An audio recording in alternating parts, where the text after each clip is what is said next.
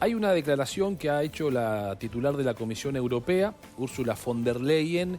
Les diría que es una declaración políticamente correcta para este momento que se está viviendo, porque así como arrancamos el programa contándoles que va a haber en las próximas horas una reunión trascendente en París, donde Francia asoma otra vez como una de las naciones que va monitoreando el accionar de sus pares europeos, Ursula von der Leyen, ¿qué es lo que dice? Obviamente estamos de acuerdo en que haya un alto al fuego en la guerra entre Rusia y Ucrania, pero lo que buscamos es una paz duradera y sobre todo eso lo necesita no solo el gobierno ucraniano, sobre todo la población ucraniana. Sí. Y también habló de una paz justa. Y cuando se refiere a paz justa, porque lo hizo en otras oportunidades, se refiere también al futuro de los territorios que ya, no los anexados por Rusia, sino el territorio tomado militarmente en esta última invasión. Bueno, a eso también se refiere la presidenta de la Comisión Europea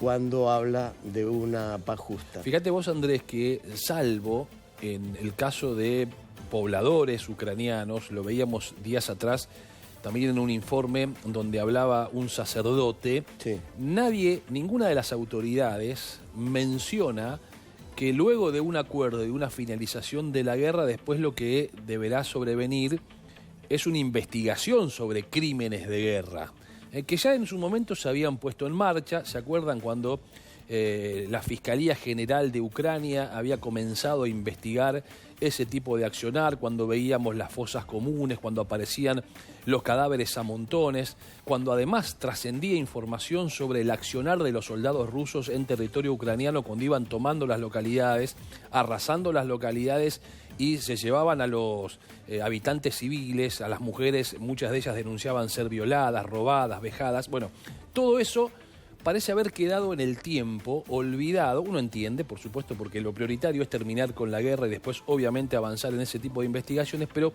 llama la atención de que ninguna autoridad ponga sobre la mesa, quizás se refiere a eso Ursula von der Leyen cuando dice una paz justa. Claro. Para encontrar también responsables de lo que hasta ahora ha sucedido en territorio ucraniano. Efectivamente, y como vos nombrabas al sacerdote, que hablaba de justicia y se refería justamente a la justicia, a este tipo de justicia. Recién les nombré a Kursk y lo que quizás no les dije es que es tan importante para Rusia, porque además lo expresamos así, que fue una afrenta para el gobierno de Vladimir Putin que Ucrania invada territorio ruso, que en el día de hoy, el propio Vladimir Putin fue a los centros de comando de Kursk. Que es algo que además Putin hace habitualmente.